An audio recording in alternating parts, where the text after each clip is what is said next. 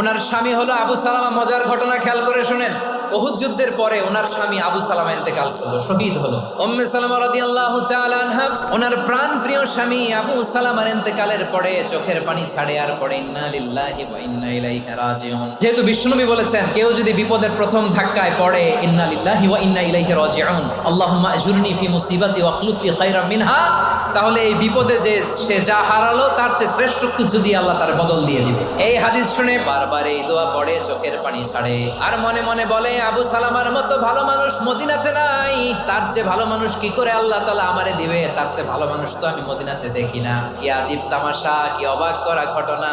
কিছুদিন পরে দেখা গেল স্বয়ং বিশ্ব নবী উম্মে সালামাকে বিয়ের প্রস্তাব পাঠিয়েছে। উনি রাজি হয়ে গেলেন, বিয়ে হয়ে গেল, উনি হয়ে গেলেন উম্মুল মুমিনিন, আমাদের মা, পুরো মুসলিম উম্মার মা। চিৎকার করে বলেন আল্লাহু আকবার।